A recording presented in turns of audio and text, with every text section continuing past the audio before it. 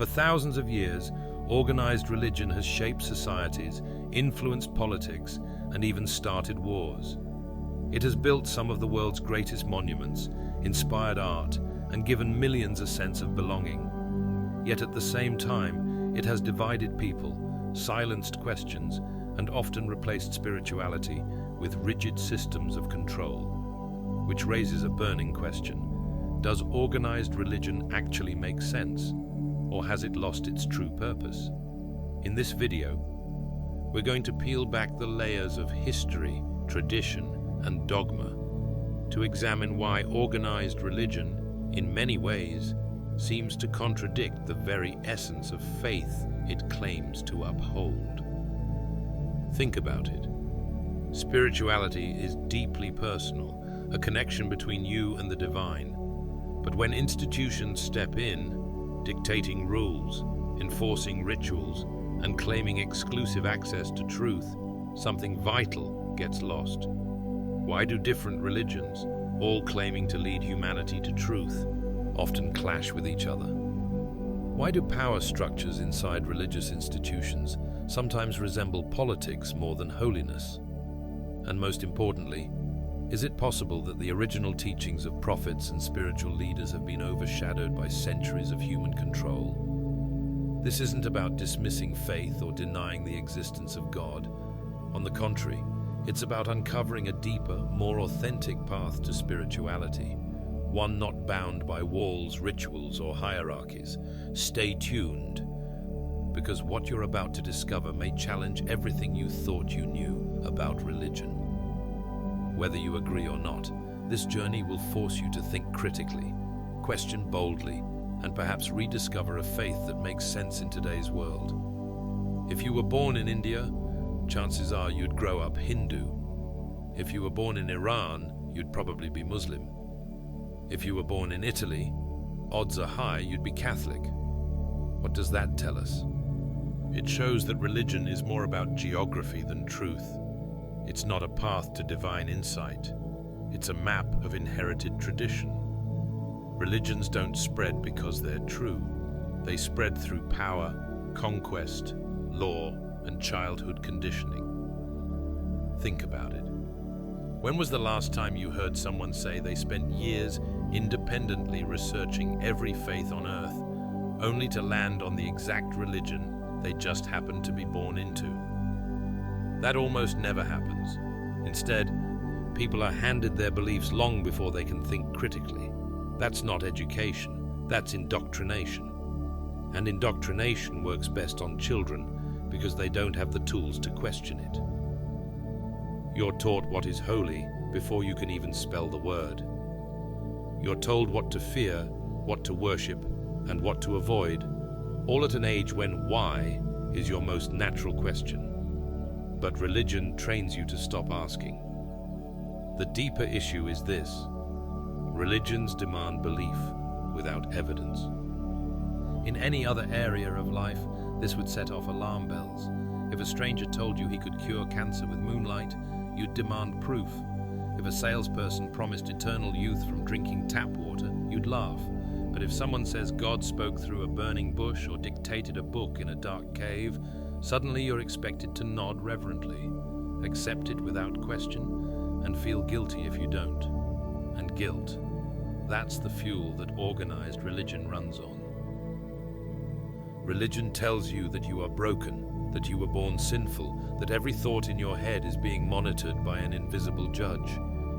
Then it graciously offers you forgiveness, but only on its terms, only if you submit, only if you obey.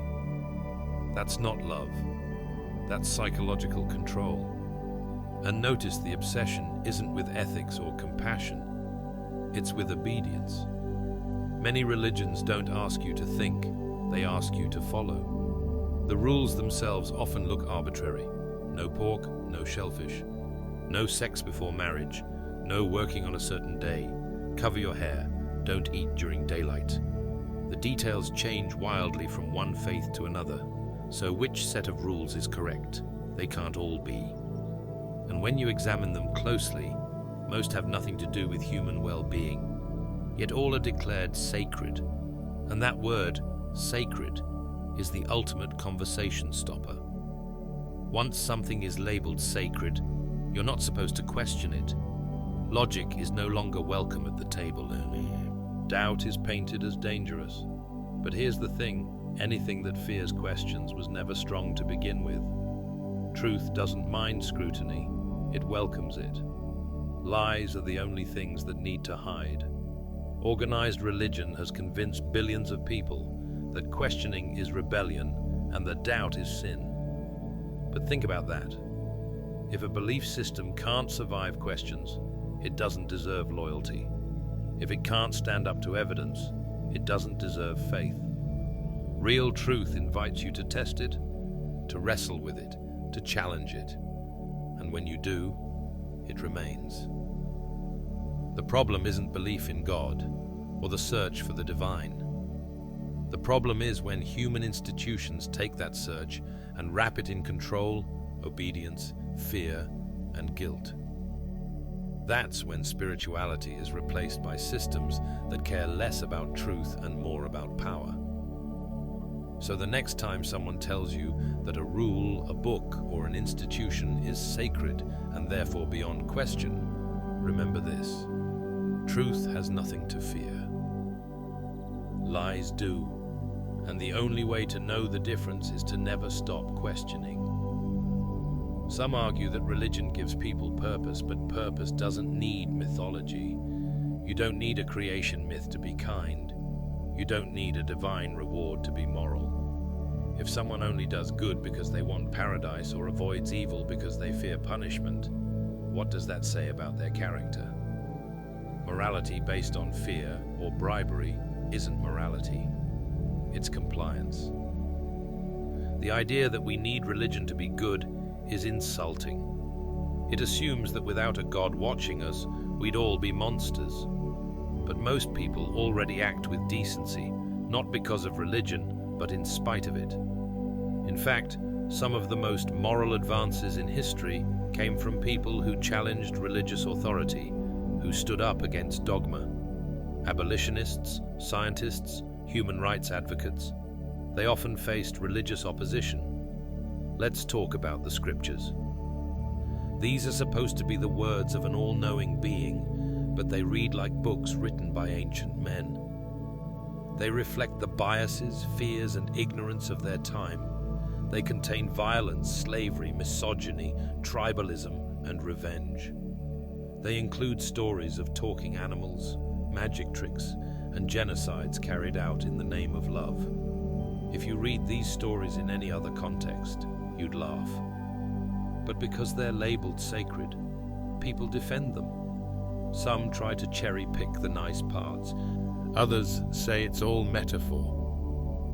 But if you have to explain away every uncomfortable part as symbolic, why take it literally at all?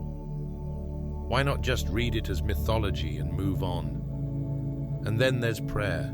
Billions of people pray. Some pray for health, others for money, some for protection. But outcomes don't seem to follow effort. The sick still die, the poor stay poor, the innocent still suffer. When prayers are answered, it's seen as divine. When they're not, it's seen as mysterious. Either way, the belief is protected. That's not logic. That's confirmation bias. Religions often claim to bring peace, but history tells a different story. Wars have been fought over gods. People have been tortured, exiled, and burned alive over doctrine. Even today, people are killed over blasphemy, over disbelief, over cartoons. How can a belief in an all-loving being lead to so much hate? It's because religion doesn't just define truth. It defines enemies. Once someone is labeled a heretic, an infidel, an unbeliever, it becomes easier to dehumanize them. This isn't a bug in religion, it's a feature. Organized religion depends on authority, not earned authority, but claimed authority. Priests, imams, rabbis, they are treated as voices of God. But they're just people trained not in science or ethics, but in doctrine. They often hold disproportionate power over education, over families, over governments. And that power isn't always used for good. In many places, religion still dictates law. It decides what women can wear, who people can love, what books can be read. It shapes politics. It shapes healthcare. It shapes what children are taught in schools. This isn't faith. It's control dressed up as virtue. And yet, even with all this influence, religion still claims to be persecuted. It demands special respect, special exemptions, special rights. But why should belief be shielded from criticism?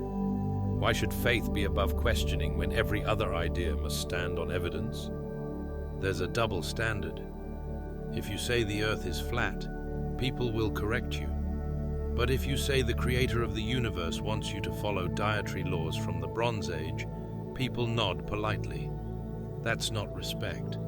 That's fear of offending belief, and it's holding us back. Religion doesn't just conflict with science, it resists progress. It teaches that the answers are already written, that the books are closed, that curiosity is dangerous.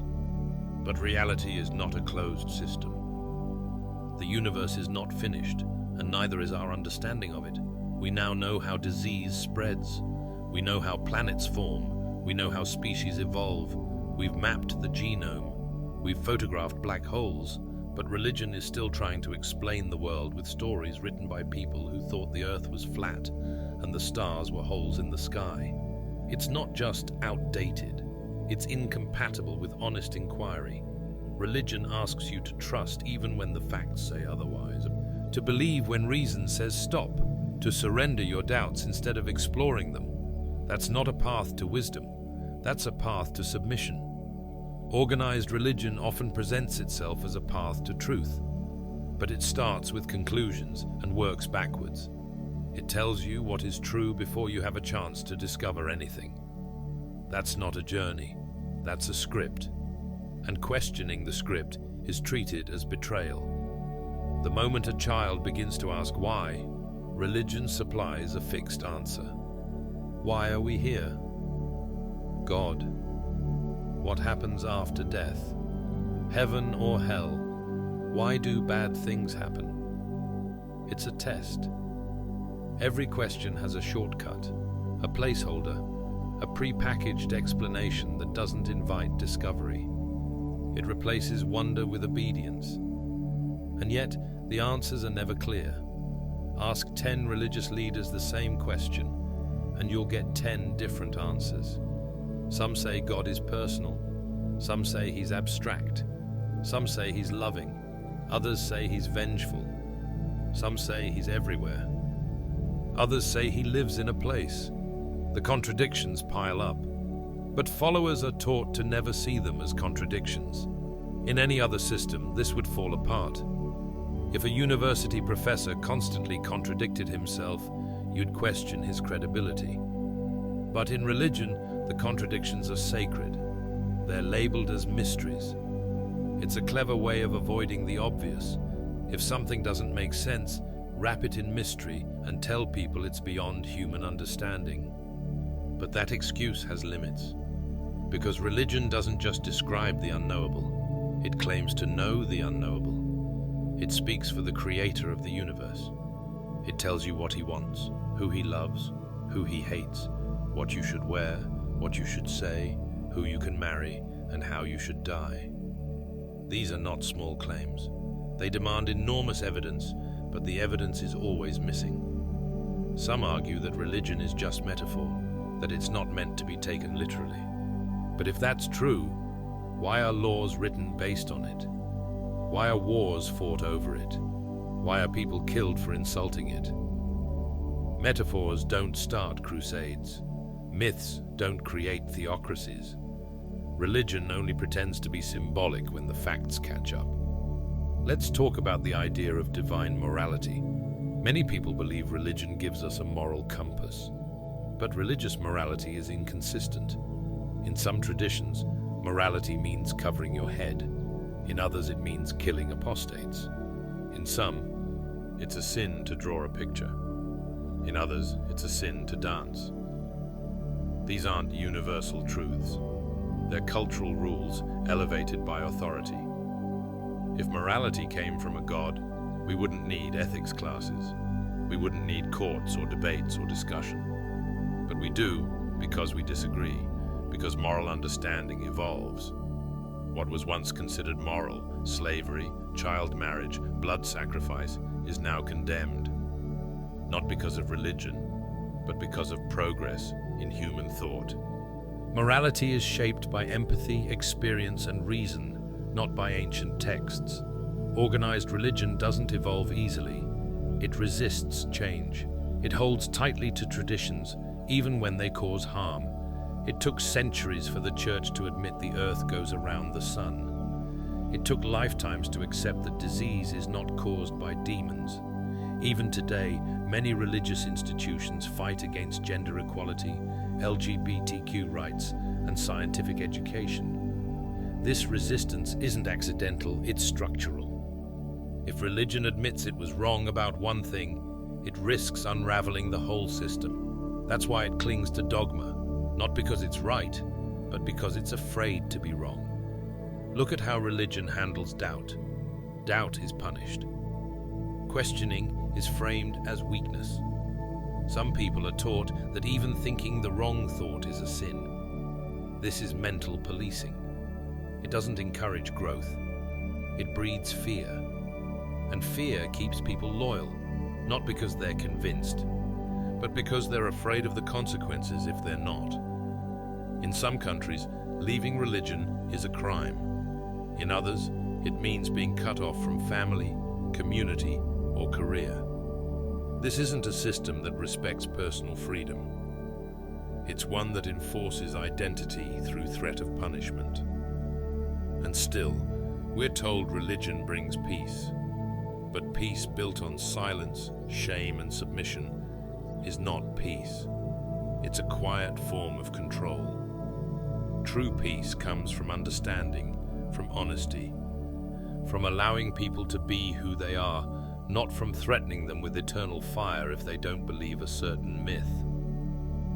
Speaking of fire, let's talk about hell. The idea that a loving God would create a place of eternal torture is absurd. No crime deserves infinite punishment, and yet billions are taught that if they don't follow specific rituals or beliefs, they will suffer forever. That's not justice. That's psychological abuse.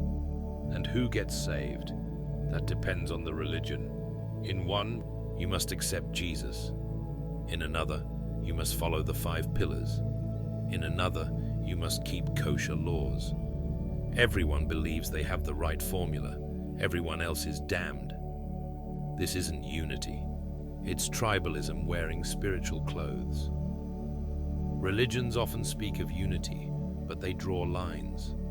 They divide the world into us and them, believers and non-believers, saved and lost, chosen and condemned. This division creates conflict, suspicion, and hatred. It's not the path to global harmony. It's the source of endless strife. The more you look at it, the more organized religion looks like a self-protecting system. It creates the disease, guilt, fear, confusion, and then sells the cure. It tells you you're broken and then offers salvation. But you can only get it through them, through their rituals, their leaders, their rules. It's not about truth, it's about control, and that control stretches into money. Religion is one of the most profitable industries on earth. Tax-free empires, mega churches, private jets, gold-plated altars. Meanwhile, believers are told to sacrifice, to give, to trust. This is not spiritual guidance. This is economic exploitation, and it's not isolated. From televangelists selling holy water to clerics controlling political budgets, religion has always had its hands on power and wealth, and it rarely uses that power to challenge corruption or lift the oppressed. More often, it aligns with the powerful, supports the status quo, and silences dissent. Even when it does promote charity, it often comes with strings attached. Food and aid are tied to conversion. Schools are used to push doctrine. Orphanages are used to recruit loyalty. Help is not given freely. It is traded for belief. Organized religion speaks of humility, but it claims to know the mind of the Creator. It speaks of love, but it condemns those who love the wrong people. It speaks of peace, but it divides and wounds. The language of religion is beautiful. But language isn't truth. The world is full of beautiful lies. There's nothing wrong with asking questions about existence. Why are we here? What matters? What should we do with our lives? But those are human questions, and we should be free to answer them using the tools we trust: science, philosophy, art, conversation, experience. Religion tells you the questions are already answered, that the answers are in a book, that you just need to stop thinking and start believing. But real thinking never stops. It deepens, it doubts, it grows. The truth is, we don't know all the answers, and that's okay. Uncertainty isn't weakness, it's honesty. Admitting we don't know opens the door to discovery. Pretending we know based on ancient stories and circular logic only closes it. Organized religion is not just a belief. It's a framework, a system built over generations, not to explore truth, but to preserve authority. It teaches people to stop thinking beyond a certain point, to accept what they're told, to confuse submission with virtue. But submission is not a virtue. It's a pause button on curiosity. Think about how religion protects itself. It's built on insulation.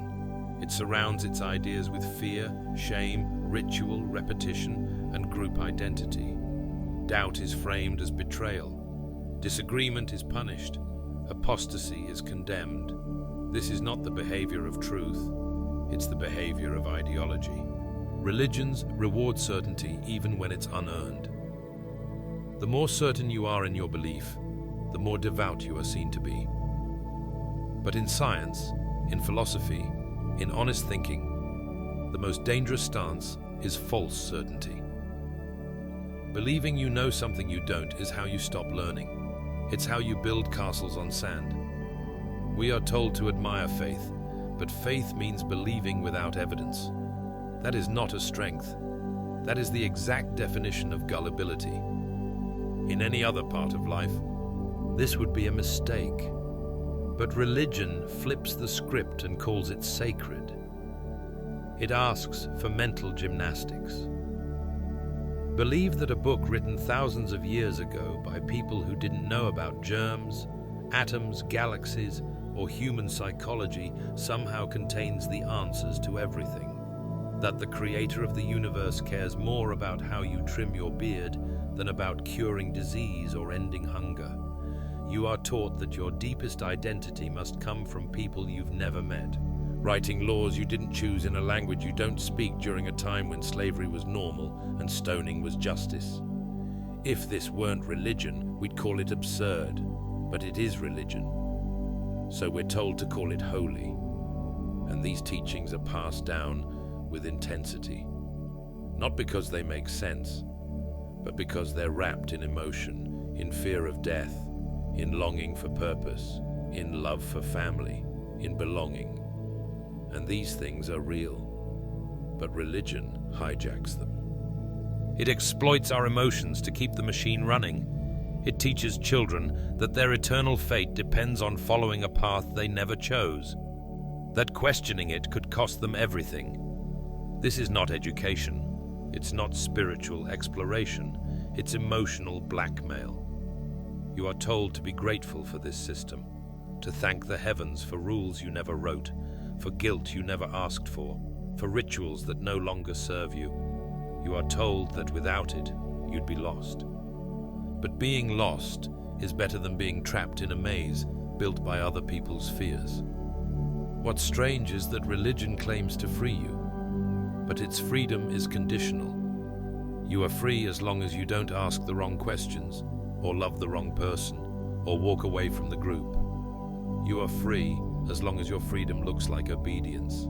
There's no real safety in that. Real safety comes from truth, and truth can stand on its own. It doesn't need robes, incense, or temples. It doesn't need threats or promises. It just needs evidence and time. The universe is vast, mysterious, and beautiful. That alone is enough. You don't need invisible judges or eternal courts. You don't need to beg for forgiveness from something that hasn't introduced itself. You don't need to feel broken just for existing. If we need guidance, we have reason. If we need meaning, we can build it. If we need morality, we can shape it through compassion, not commandments. The more you question, the clearer it becomes. Organized religion is not here to help you think. It's here to stop you from thinking too much. It gives answers that can't be questioned. It claims authority that can't be challenged, and it calls this humility. But there is nothing humble about claiming to speak for the creator of the universe. What makes religion dangerous is not just that it's wrong, but that it closes the door. It teaches people to stop looking, to stop doubting, to stop changing. It claims perfection and then resists correction. That's not just unhelpful, it's toxic. There is nothing wrong with seeking meaning. There is nothing wrong with wondering about life and death. But the answers we accept should earn our trust. They should be open to question. They should be supported by reason, not wrapped in fear. Some say that religion gives people comfort, but comfort is not a measure of truth. A fairy tale can bring comfort. A lie can be soothing. But when comfort demands that we stop thinking, it becomes a prison disguised as a blanket. And that's what organized religion often is. A beautiful cage, a polished, ornate, golden cage built with ritual, decorated with song, but a cage nonetheless. It limits your thinking. It demands obedience. It punishes curiosity. The human mind is capable of incredible things. We have mapped the structure of DNA. We've walked on the moon. We've cured diseases, written symphonies, and uncovered the age of stars. And yet we still kneel before ancient myths as if they are the final word. It doesn't have to be that way. We can grow. We can think. We can admit what we don't know. And that is powerful. To live without pretending. To question what others fear. To build our ethics from empathy, not edicts. The more you strip religion of its rituals and its robes, the more clearly you see it. It's a story, one of many, told by men who didn't know where lightning came from, who didn't know the world was round, who didn't understand the brain or the body or the cosmos. And yet, they are treated as oracles. They are not. They were guessing like all humans do, and they were wrong. And we should say so, not to mock, not to shame, but to move forward. Organized religion doesn't make sense because it's not supposed to. It's not built for reason. It's built for tradition, for loyalty, for control. And the only way it survives is if we keep confusing submission for wisdom. But wisdom doesn't wear a robe. Wisdom doesn't punish doubt. Wisdom listens. It learns. It grows. And it never hides behind mystery. You are allowed to think for yourself. You are allowed to say, "This doesn't make sense." You are allowed to walk away from stories that no longer serve you. Thanks for watching. If you've ever found yourself questioning religion, you're not alone. Let me know where you're watching from. I'd love to hear your thoughts in the comments.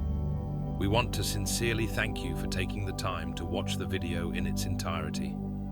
If you're interested in exploring more topics on spirituality, inner transformation, or mind philosophy, Don't forget to subscribe to the Top Hidden Knowledge channel for more content on wisdom, spirituality, and personal growth.